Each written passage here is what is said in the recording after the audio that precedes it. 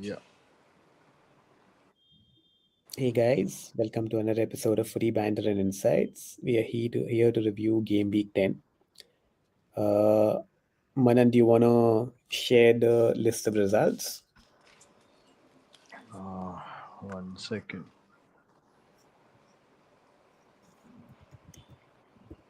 You can just open. We can just open it. Like instead of sharing it, just open it and discuss it, right?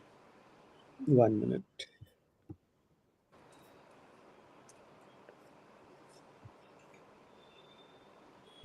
Cool. So the game week started with United away to Forest, which ended in a 2-2 draw. I'm sure we can discuss a bit on this. Fulham getting a much needed win over Wolves, and Wolves seem kind of decimated. They have even sacked their manager now. Yeah. Palace with a very good win at home to Brentford. I'm not sure if any of us really watched the game except for the highlights, but in case there's any talking point, we can do that. Arsenal with a great away win at Burnley, 2-0 again. So, Varun, I'm sure you don't want to talk about this. Brighton with a good 3-0 win against Leeds. I didn't watch the game, but I'm pretty sure they wouldn't have been as bad as they were against United. Tottenham versus Chelsea, this was like something which I followed very closely. So definitely up for discussion. Liverpool 2-0 against Villa, again, something which we can discuss. I think a much needed win for Liverpool, although be it from a mistake from the keeper. And West Ham with a very big win over Newcastle, which I think was a big, let's say, biggest actual points. Surprise. Yeah. Yes, for sure. And Haaland and City continuing where they have been all season. And Yeah. then Sunderland and your favorite Jaka getting a goal and a draw at home against Everton. So I think let's focus on the bigger games. Let's start with the United Forest game. Manan, what's your view on this? I think uh, the result, the scoreline justified the performances. In fact, I would say Forest may have shaded the game a bit also. Uh, but I would also say that United didn't deserve to lose, though Forest deserved to win. And more than the result, like I've been saying for the past like 10 game weeks, that like I am more concerned about the performances, that every week there is some incremental improvement in performance, and I'm not seeing that, unfortunately. I think uh, like we've had results in the past 3 or 4 game weeks where we won three and drawn one, and I would have taken that before these 4 game weeks began, right? But like the performances have like are deteriorating a bit. We are not controlling games as such. uh, like it's very haphazard. There's no patterns of play other than just Ahmad and Mbumo linking up well. There are no patterns of play as such, so it's a bit concerning, but still a point. And considering how Forest played in the second half, it's a good point. We also had a last minute goal line clearance goal prevented by Forest, so that would have given us all 3 points, perhaps a little unfairly. But yeah, it was a very good game, and you could see that Forest is getting this new manager bounce with Sean Dyche, and uh, Elliot Anderson was running the game. It was like uh, I haven't seen him much, but he was really justifying the hype around him, justifying why he is in the first choice England midfield, why he is touted as the next big midfield signing for EPL top clubs. So yeah, overall, I would say a point one based on the performance, but performances need to improve now. We need to see more players linking up. We need to see more patterns of play as a United fan. The Diallo goal was amazing. Like I think the the entire way he maneuvered the ball from outside the box, Yeah, and it was really, really good. And I think, like you mentioned, I think Forest could have deserved more. I think they had the better of some chances. And in the end, I think both teams will not be too disappointed with a 2-2 draw.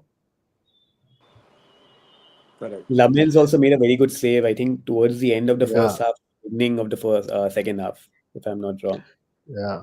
So it's the first time Lavins has dropped points.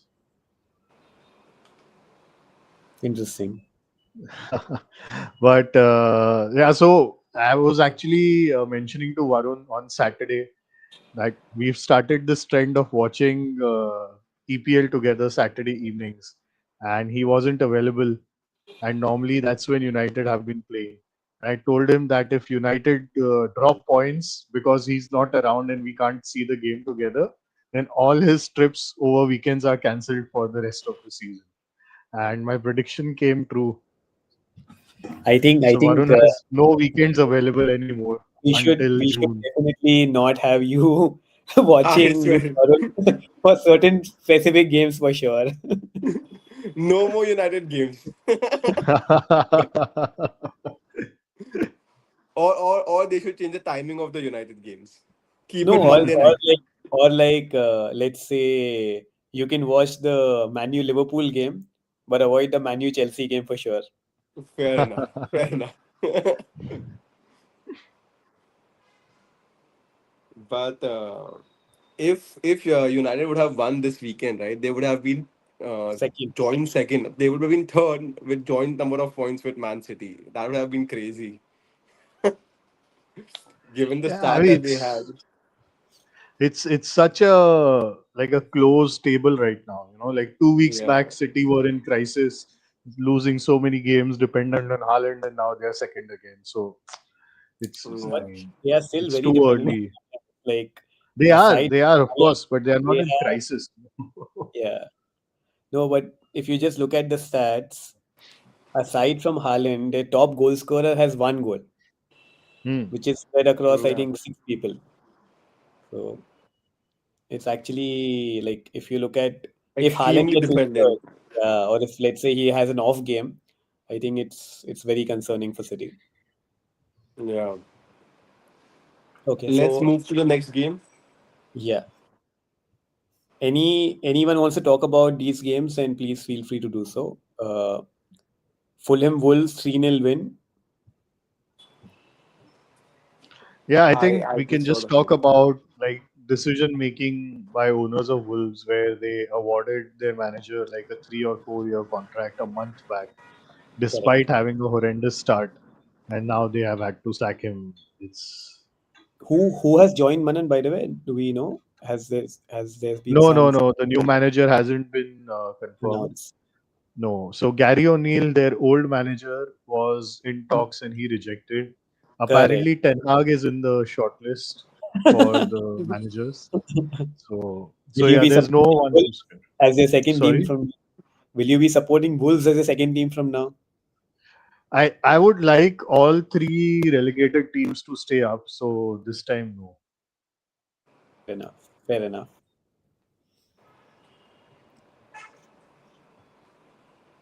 Okay. The next one was Palace with a 2-0 win over Brentford.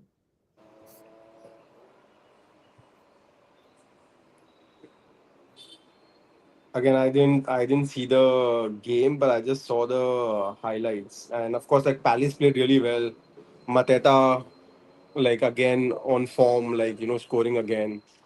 And I think Crystal Palace are worth the money, right? This season, like they're doing quite well. So I think it was like a straightforward, no trouble kind of a win for them. I feel this one.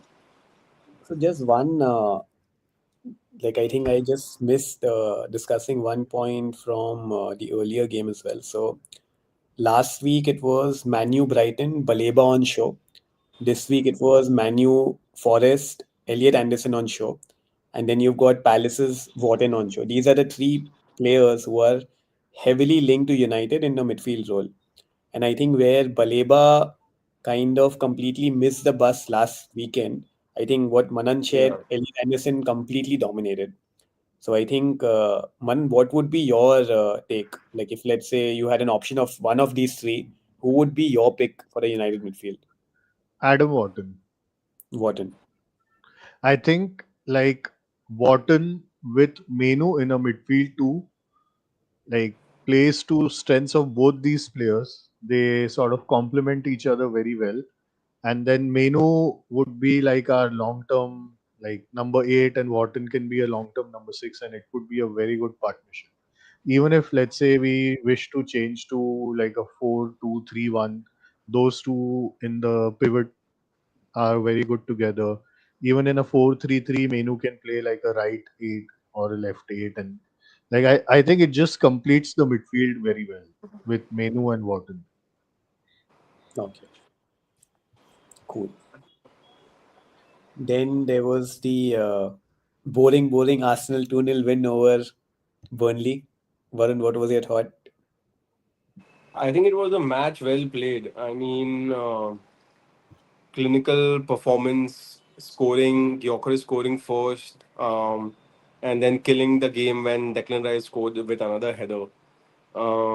I think, um, easy. I wouldn't say easy, but like a cruise control kind of a win for Arsenal. I mean, it was like at even at 2-0, I don't think there was too much of a threat from Burnley, apart from like 5 minutes in the second half, 5-10 minutes in the second half, where they kind of tried to dominate and the crowd was getting behind them.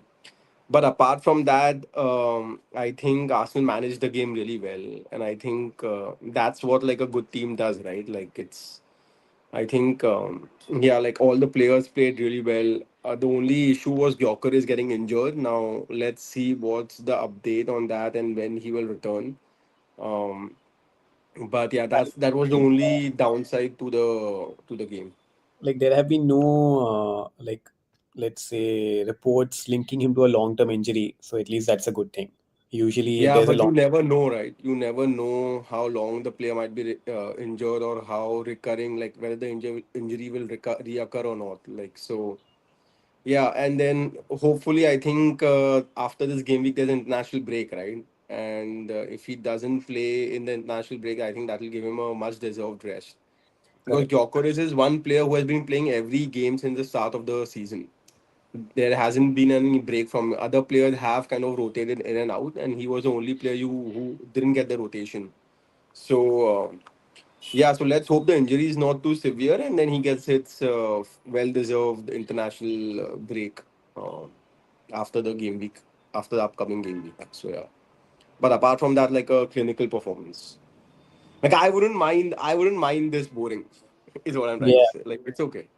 Like correct. at the moment, all we want to do is win, and I feel that any footballing dynasty is built on great defenses. So if you want to build on a footballing dynasty, you have to have a very, very strong defense. And that leads back to the old Arsenal team where Tony Adams and Nigel Winterburn and all of these players were playing, right? And The Wenger Arsenal. actually inherited them. Yeah. And when Wenger actually inherited them, right? And then based on that defense, he made a very, very strong team, improved the attack. Um Same with United. They have had like phases where they have got really, really strong defense. Same with Chelsea under Mourinho. So I feel that if a team really, really wants to kind of have a sustained period of success in the Premier League, it has to be set on a very, very strong defense, and I think that is a good platform that Arsenal have right now. So yeah. So we've been discussing this, I think, last 2, 3 times we've watched the games together. I feel Arsenal are in, let's say, they have a good chance of winning 6 trophies in the next 3 years. It can be a Champions League and 2 Premier Leagues and 2 FA Cups, or it can be, let's say, a treble in one season. Because I think the way they have gone about it now, it is Arteta independent, because the squad is so well made that if Arteta Yeah. performs, that is the best option. If Arteta doesn't be there, still the squad is good enough to, let's say, it's like the old Win Chelsea things. squad. Yeah. So irrespective of the manager, the squad can take the team forward. So I think next 3 seasons definitely belong to Arsenal. and in that time there will be a lot of let's say other teams doing their best. So Liverpool, I would kind of agree to the fact that they have got a very strong squad. It's just that they need to win the Premier League and get that winning mentality inside them. Till the time that first trophy doesn't come in, right? Till the time all these players will be like mentally they won't be that strong. Like seeing the league through for 38 games in EPL is very very difficult without dropping your mental aspects. So I think that one EPL win kind of will accelerate the progress of this team significantly, and then they are ready to kind of win other things over the next few years. I think the But first thing they should go for is the Carabao Cup. It's a very low hanging fruit, and just get one trophy out of the way, get some of the halo effect coming on, and then yeah, obviously the but if league. they win the Carabao Cup and don't win the league, right, it will be demoralizing again. I don't, I So don't, I don't think like they are gonna deprioritize the league at all. It is just back it's in not the. deep I think. It's just for some whatever reason. If they don't and they win the Carabao Cup, but they don't end up winning the league, not because they are deprioritizing or whatever. It's just that they just have a bad run of form or like whatever it is, right? That again will be like a smack in the jaw basically for the Mhm. entire team, and that can kind of lead to a But disintegration of the team where players leaving as well. would you rather not win the league and not win the Carabao Cup, or win the Cup and not win the league? No, no, of course I would want to win both, but I think, as I said, right, like um, you win the league and then you move ahead to greater things, kind of a thing, right? Like till the time they don't win the league, right, that winning mentality is not going to set in. I So think this year they are on for the treble. It may be early days, but like you said, yeah, defense is very the early, yeah, defense is the key. And I very think early. Yeah. the only thing I think which can stop them is some internal player issue, which I don't see happening under Arteta. So I think that is the only, let's say Yeah, some way let's hope so. cool. Uh, The next next game. game was Brighton Leeds. Again, I'm not sure if we guys followed it that closely, but good win for Brighton. Good to see Welbeck again on the score sheet. Diego Yeah. Gomez with a couple. He seems to be a good signing as well. Yeah, Uh, I think he's the like one of the best right backs in the league right now, right? On form. he's definitely on form, and he does his job amazingly well, right? And like you see, Diego Gomez is not a right back. Yeah, Diego Gomez is not Diego right back. Gomez is a right back. He's a No, right no, Left back. left winger. yeah, No, no. no, he's not a right back. Yeah, he plays up front like in a behind the striker or on Brighton the wala wing. na. Ah, Yeah.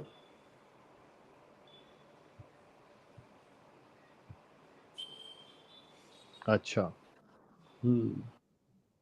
No, I'm thinking about the Crystal Palace right back. He's also some Diego Munoz. Uh, Spanish name. Diego Munoz, maybe. 1 second, let me check. Yes, yes, yes. Yeah, Sorry, my bad. Daniel Munoz. He's also really good. Daniel Then, Munoz. Yeah. My bad, my bad. no worries. So post that was the Spurs game against Chelsea, and usually this has been a guaranteed 3 points for Chelsea, which it continued this year as well. And honestly, like watching the game, it really could have been 5 or 6 nil. Like if we go by the stats, Spurs had an XG of 0.05, and like literally they had no chances in the game which you can actually count. And Chelsea had an XG of 3.92, and like if I go specifically by the moments, I think João Pedro could have scored 3 or 4. Uh, you had Gittins missing an open goal, literally. You had at least two other players who had excellent shots saved by Vicario. Vicario was the man of the match from the Spurs side, by the way. So I think this was a 6-7 nil possible, and at least a 3-4 nil game, which Chelsea were happy to get a 1-0 win. And that 1-0 win came through like a tremendous pressing by Caicedo. And it really Yeah. reminded me of the N'Golo Kante, Champions League vibes. I think he was all over the place, getting in those positions, ensuring he's giving no space to anyone. And tactically, Maresca got his, let's say, formation, tactics, player positionings perfectly in this game.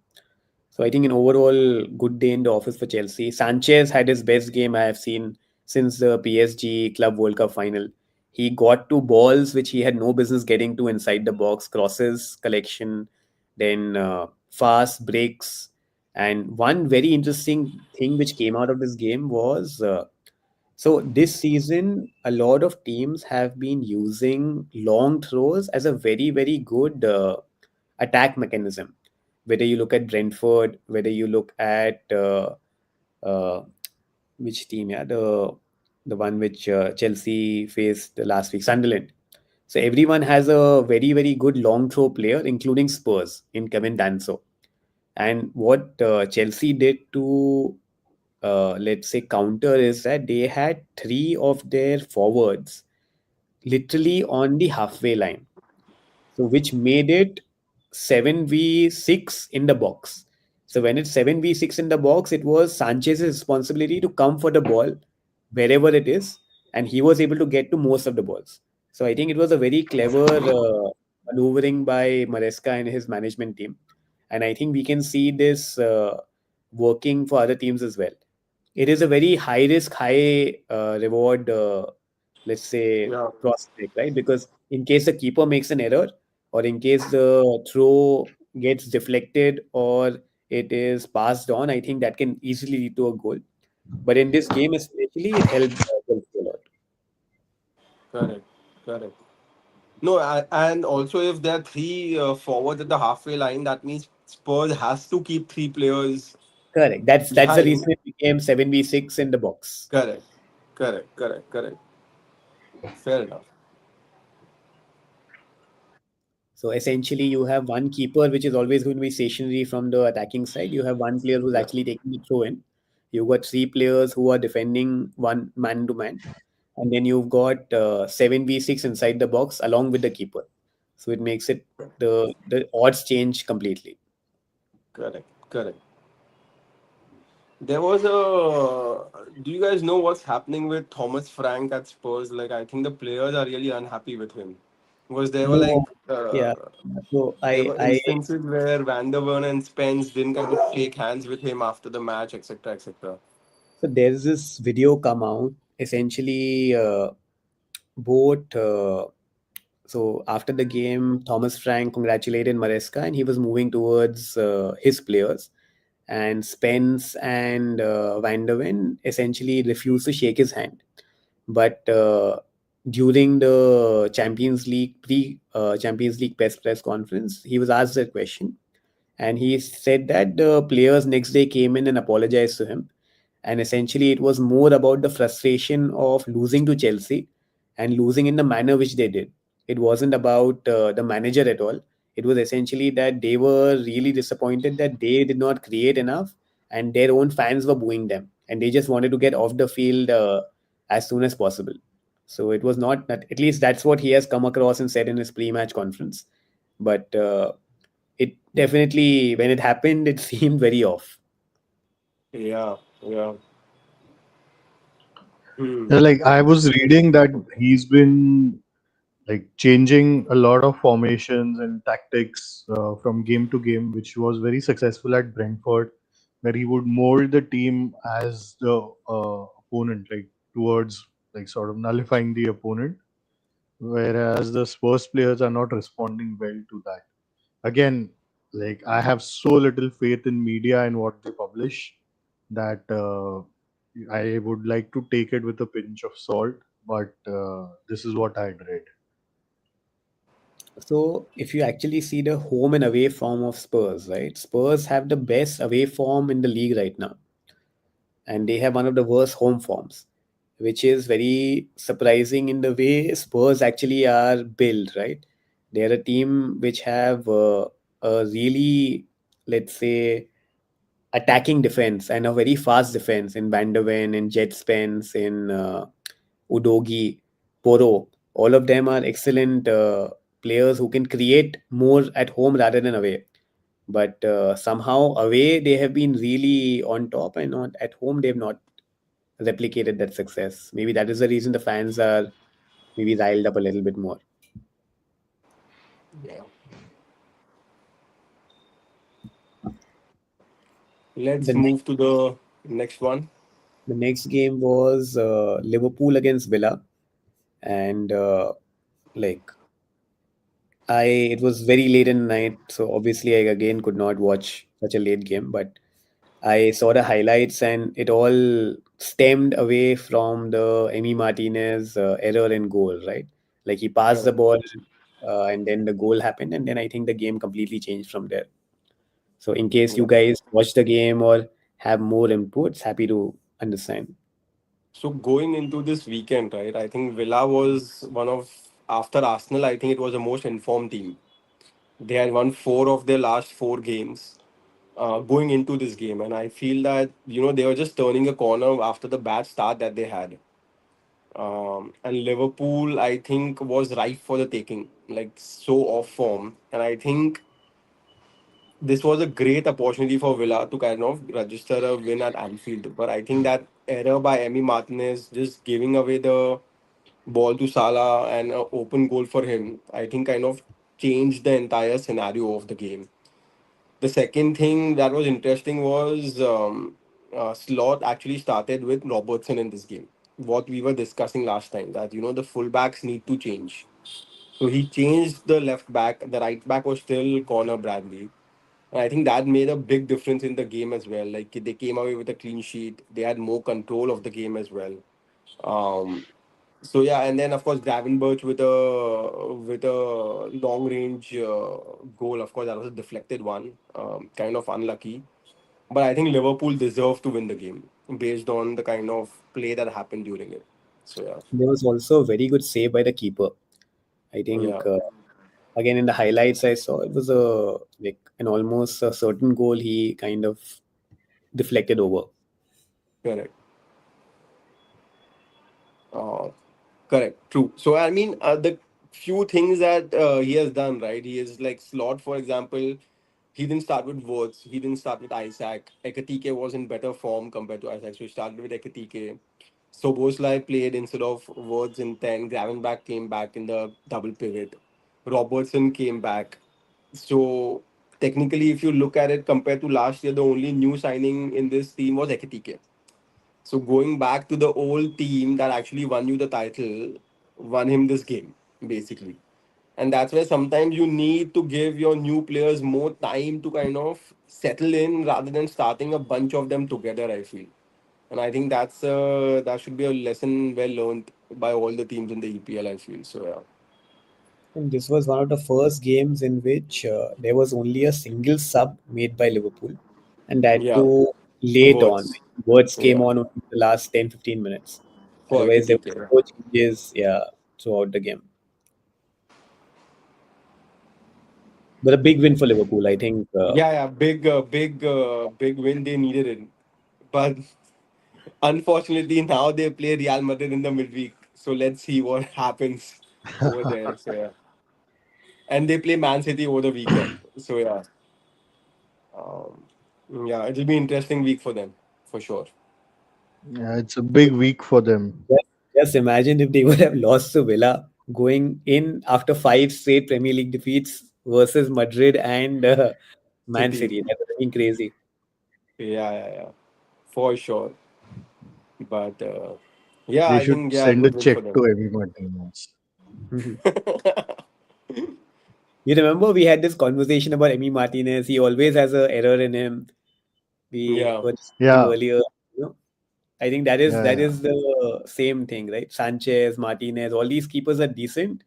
On their day, they can be world beaters, but every time they are likely to concede a goal as well. So yeah. No, but honestly, even if True. you, if any keeper that kind of is playing in that style of playing out from the back, right? There will be times when that keeper makes a mistake. And that has happened to someone like Allison as well. That has happened to someone like Ederson as well, who are like world class keepers.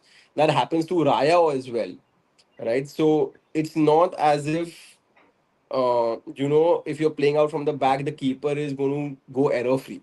That's not going to happen. I think that is going to happen. The only thing with Emi Martinez is compared to Sanchez or compared to Onana or any of these keepers that he has a presence which gives a lot of confidence to the back four, right? And I think that is the main difference where I thought that Emi Martinez would have been a better option for both Chelsea and United. But yeah, Yeah, I wouldn't agree with that. So I think like what happens is that there is like eccentricity, which is a trait for some players, like which is a higher trait in some players and not so much in others. football Like manager talk. let's say Yeah, like for example, let's say a Van der Sar, right? Like he would also be able to play out from the back very well, but he would have less errors because he would understand that okay, this is a situation where I should just kick it out. Whereas a player like Emi Martinez or a player like Sanchez would look try at to play Fabian their way out Barthez. of trouble. Would Sorry? Look at Fabian Barthez in terms of eccentricity.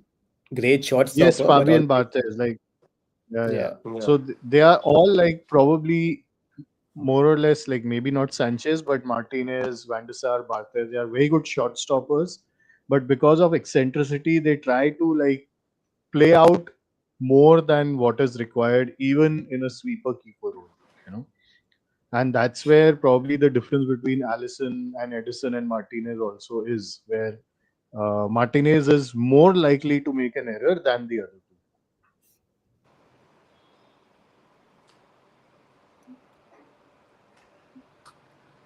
Coming to the last three games of the game week. So West Ham versus Newcastle 3-1. Big, big, big win for Nuno and West Ham, and surprising defeat for Newcastle. Like I think Yeah. when they were looking at the fixtures, possibly they would have thought at least they would have got a draw from this game, if not a win. And again, I didn't see this game live, but good to see a win for West Ham after a very long time. Yeah. And then we Yeah. had Erling Haaland score two goals again. What do you guys think of Eddie Howe at Newcastle? He's a good manager, I think. But is he From the manager that's going to take them to the next step? See, the thing is, they are limited by the PSR rules. FFP. Like, yeah, at the end of the day, they have the richest owners in the world. They can afford to practically buy any player or any number of players and put them in the squad. But because of PSR, FFP rules, they are extremely restricted. Like, for example, there was an interview wherein Eddie Howe was like, he basically came out himself and said that he didn't want to lose Elliot Anderson. He felt that Elliot Anderson would be the next big thing in his Newcastle team. But because of PSR, he didn't have an option but not to sell him.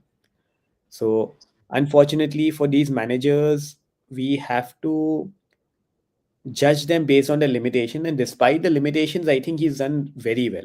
If you look at this team right now, you've got some very good young up and coming players. You've got some very good steadfast players. He has actually changed people's positioning. Like, let's say someone like a Jolington who was hopeless for a number of years as a striker. He converted him into a midfielder. He's made him a better player. You look at this midfield of Tonali and No, Bruno by the way, Guimaraes. Jolinton was converted into a midfielder by Steve Bruce already. It wasn't Acha, Eddie Howe. Yeah. okay. But I think he's played really well under him. At Steve Yes, Bruce, I think he yes. wasn't doing that well. Like he got fired, I'm assuming. Hmm. So based on He that, got fired once the Saudi owners came in. Like they were Ach. doing okay even with Steve Bruce. My And point being, with the team that Newcastle has, um, does that team deserve to be at like 13th spot with 12 points out of 10 games? I think it's Like, very subjective, right? It's two games. If they win the next two games, they can be in the top four again. It's very it's if it was something no, like but a do you see them winning that kind of a thing? Because they have been so up and down, right? Like they have been so, like it's like win one, lose one, win one, lose one. It's there's no consistency in the team or the performances. I feel like so. so Varun, for this, na, like I have watched a few Newcastle games end to end. In the early stages, they were using Anthony Gordon as a number nine. Now, Anthony Gordon is not a number nine. He, in the first two or three games, if you see, he has got so many chances which he has missed because he is getting into those positions, but he's not able to finish as a striker. Then they were finally able to sign Volta Made. Now, Volta Made came and Visa got injured. Now, Volta Made is being he's again he can play as a striker, he can play as a number nine, but his best position is as a number 10. So if Visa was fit, then we would have a different Newcastle attacking lineup. And Gordon on the left looks so much better than, let's say, Gordon in the center. So despite everything, if they have got 12 points so far in 10 games, I would say it's not bad in terms of a return. The main thing is how he's able to get this team forward and ensure that they finish top 5 or top 6, because I don't think Newcastle is aiming for top 3 right now anyways. Like there's a set hierarchy in the Premier League right now where Arsenal, City and Liverpool are expected to be top 3. After that, you have a bunch of teams, including Chelsea, United, Spurs, Villa, Newcastle, who are competing for those two slots, which is fourth and fifth. And ideally, Newcastle would want to be in the top five. But even if they are not top five, they would want to be in the Europa League spot. I think that would be the benchmark for Newcastle, according to me. So far, I think he's on track. If, let's say, he is not able to sign players, or if Eddie Howe's name is not as big as a manager for attracting players, maybe if that is the reason, maybe they look elsewhere. But so far, I think he's done a very good job with the resources that he has got. I mean, he has done a good job, but I don't see him as a manager to take them to the next step. I don't see him as a manager that will get them Champions League year after year, or I don't see him as a manager that will help them break it and start competing for the top two or for the top three spots in the league, kind of a thing, right? Like, he get going from a mid-table team to like a top six, top seven team. Okay, fine. I think for that, Eddie Howe is a decent manager to achieve that kind of a goal. But then to go for the next step where you consistently come in the Champions League spots, or you kind of break into the top two or top three in the Premier League, I don't think Eddie Howe is that manager that will get you What do there. you think he's missing? He's just missing the know-how of how to do that. I feel it's a But combination of a every lot of things. manager who's not done it will miss the know-how. Na? Like Arteta also missed it before he started But doing see, it. the difference is the Like, difference with Arteta is that he was in that environment with Pep, where you that's what I was saying about Arsenal, right? That know-how of winning it. Till the time players or the manager actually do that, it's very difficult for them to but achieve. like a So for player me, that like is one. A manager like Sachi, a manager like Maurizio Sarri, or even like someone like this guy Mourinho, like they were totally from outside the system in a way, and they've come in and had massive success. So I know, but there has to look at be. Mourinho, right? Mourinho started in Porto. He won the league in the Porto. He played in the Mhm. massive Champions League stage where he achieved and actually got to the final or something like that, or whatever. Like, so, No, they but the won. thing, Yeah, they won the Champions League, right? So that's what I'm saying. yeah. Like that kind of winning mentality, I don't think it's there. Second thing is what UV was saying, right? Probably the players don't perceive him as well as a personality that is going to get them there. So that prevents you from actually attracting bigger players. So imagine instead of Eddie Howe, there is some other bigger name manager at Newcastle. Why would Sesko choose United over Newcastle in that case? Right. So, and that was kind of a thing that was hampering them throughout this transfer window, where they were getting rejected by so many players. Right. So I think a lot of things play into it, and I think they really need to have a look at it. See, there are one thing where okay, fine, you have to give the manager a time, you have to stick to the manager, but when it's time to move, I think their time team needs to make that tough call and actually select a better manager. And I think that's the time for Newcastle.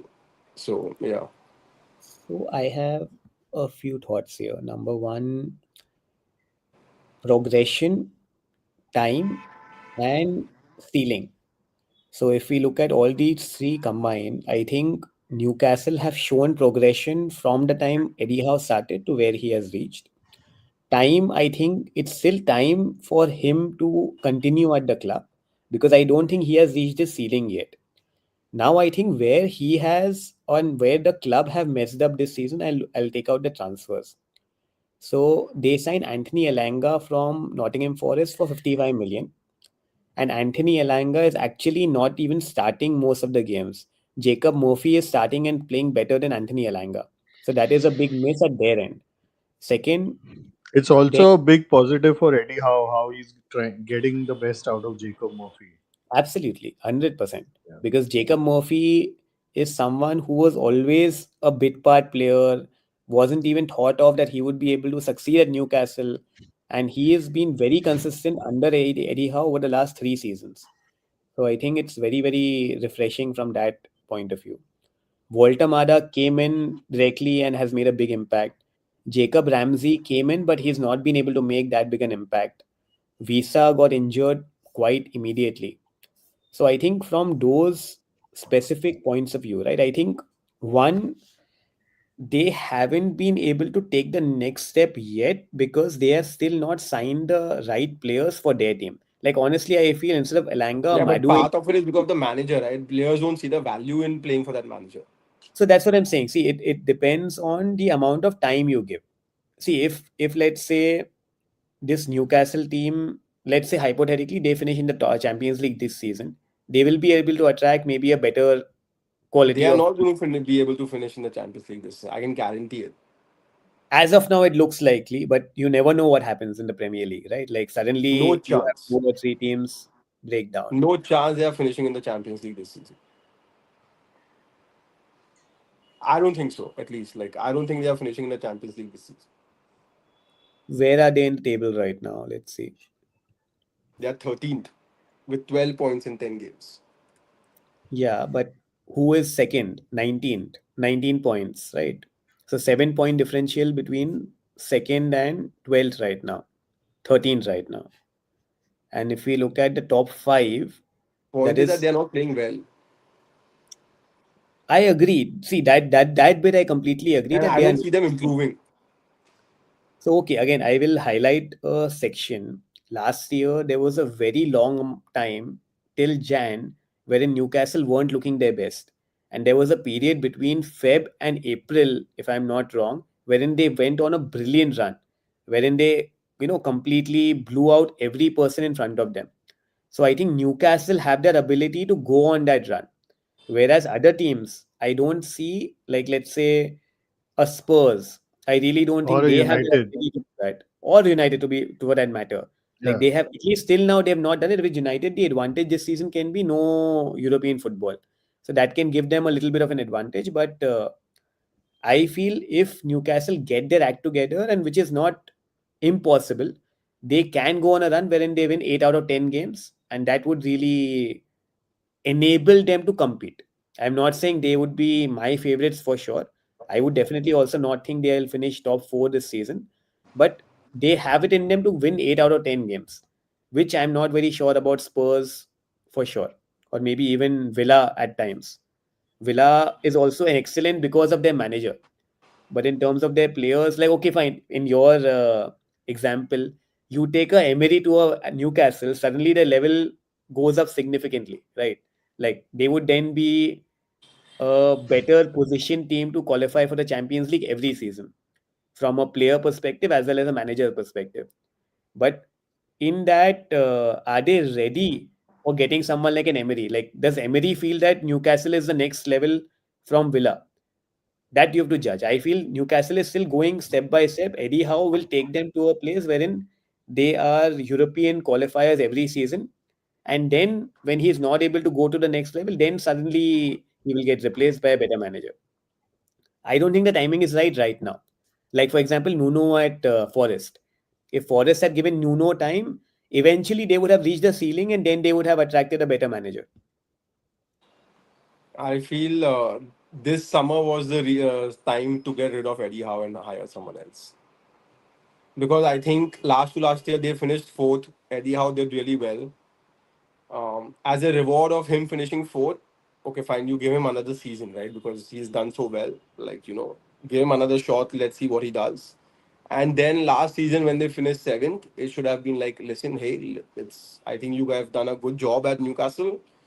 You got us to the Champions League spot. You gave it a good try the season after that as well. Now is the time to move on. Hire someone with a better profile. Attract better Newcastle, players instead of players like Elanga and whatever couple of other players that they have signed, and then kind of take it from there. But I think they missed the step. According to me, they missed the step this summer. I think they should have Newcastle moved on. finished seventh last season. Right? They finished fifth last season. Sorry, I was saying the year before that. Achha, That is when they should have gotten rid of him. got it. Yeah. Because 22, 23 they finished fourth. The year Hmm. after that, they finished seventh. And I think once they finished seventh, they should have been like, hey, listen, Yeah, that's but they didn't have the squad to play like the Champions League and then also play the EPL. Yeah, like with that's fine, dude. But PSR, it's okay. it's very, like Yeah, they but had to sell Elliot I'm Anderson not and they had to blaming sell Eddie Howe for Yankuba anything. I Minte. think he's a good manager, but I don't think he's a great manager. That's the thing. So yeah.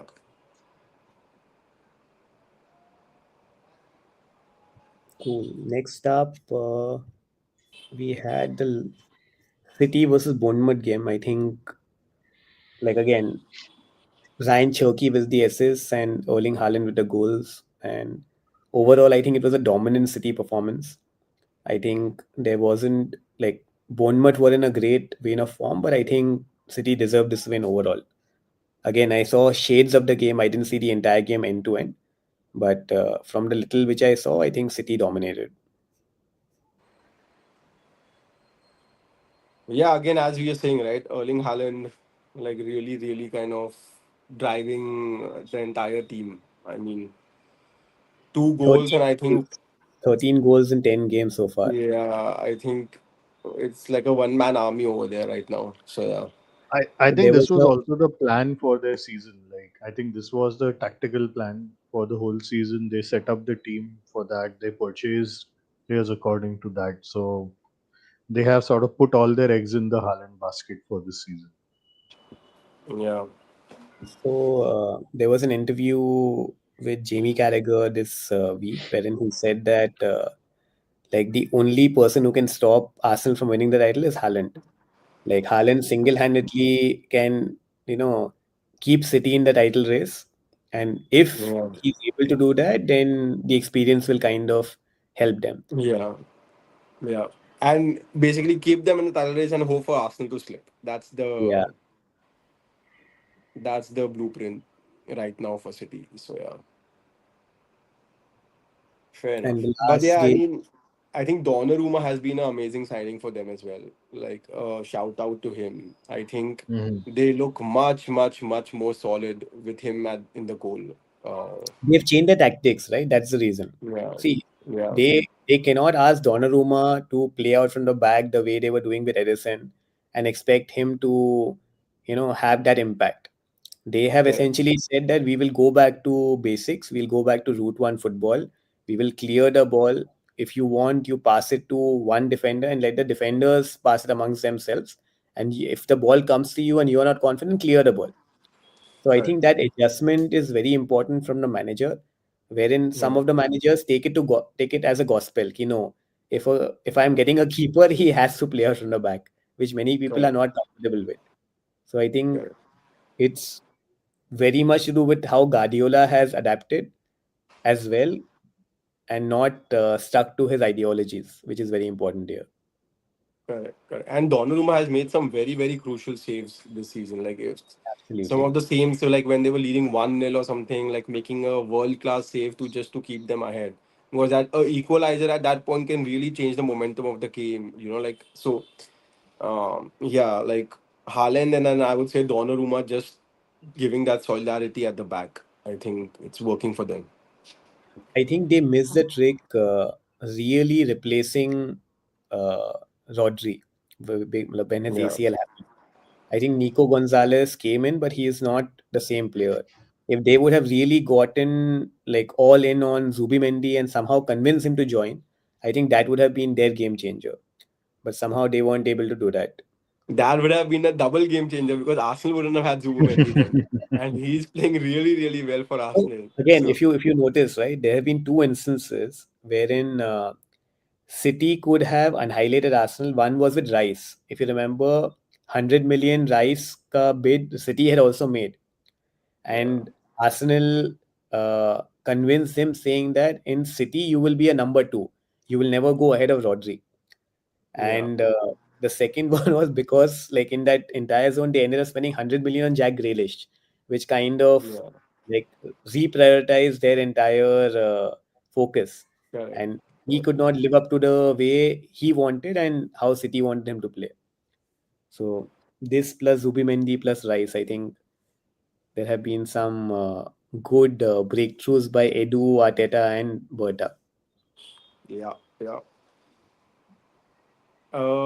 Very unknown kind of a signing that's doing really well at Arsenal right now is Mosquera, because I think there have been couple of instances where Saliba has gone off injured. There was a time in the start of the league when Saliba didn't play 2 or 3 games, and Mosquera has actually come in really well and deputized for him. So I think a shout out to him as well. I think a deal on the cheap as well. I think 18 million or something like that. So Mhm. yeah, Mosquera apparently is the most highest rated defender in Spain.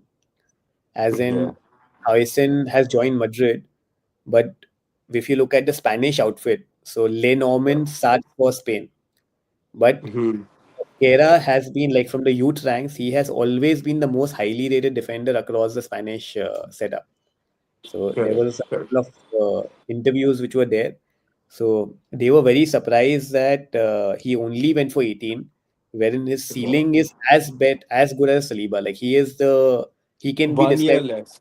yeah, he can be described as 1 year a, left on the contract. yeah. Yeah. So And I think that deal was down to Berta, because him coming in with the knowledge of the Spanish league actually helped quite a lot in securing that correct, transfer. correct. So yeah. Anyways, which any other game left to discuss, guys? Sunderland won, Everton won. Again, late game, couldn't see it. Xhaka with a goal, the first goal for Sunderland, and Yeah, he has kept them in the top four race so far. And Endai I, with the finish for Everton as well. yeah. Xhaka again, yeah, doing great things at Sunderland. So yeah, great signing for them. I think a signing that will keep them in the league. So money's worth it. So yeah. For sure. So now we have 10 games done, and we have one more round before the international break. Spurs versus Manu next. Sunderland versus Arsenal, a top four clash. Then you have Yeah. City versus Liverpool, another prospective Yeah. top four. Yeah. Two top four clashes. Two top four Arsenal, clash. Sunderland, and City, Liverpool. Yeah. So Great chance for someone like Chelsea to. will you be watching the Spurs game with Manan? Let's see. Kab hai? Manan, when is the game? I'll have to see. I'll have to see. Let's see. Saturday 6 p.m. थोड़ा Yes. जल्दी हो जाएगा. You won't be done with work. I won't be done with work. Yes, Yeah. but I'll make an exception. नहीं नहीं, don't make an exception. No, And I'll make an exception. We'll make it it's work. Spurs at home, so I think it should be a win. If it was Spurs Yeah, away, it would have been difficult. fair enough. But yeah, good fixtures this weekend, yeah. Some really Yeah. nice ones. I think Chelsea will be the biggest winner I hope of the so. weekend. Whenever we think of, but Playing there'll be a new playing manager. at home, but playing at home Wolves. to Wolves, dude. Wolves are like Yeah. Chelsea have a very similar woe, right? We lose to Sunderland at home, Brighton at home, and when we defeat teams away. So yeah, but yeah, Hmm. on paper it should be a win for sure, without any doubt. Yeah. Fair enough. Cool. All right. Shall we wrap up, guys? Yes. Thanks for watching, everyone. Hit the like button, subscribe, share, and do let us know what you thought of last weekend's games. We will see you next week. Bye bye.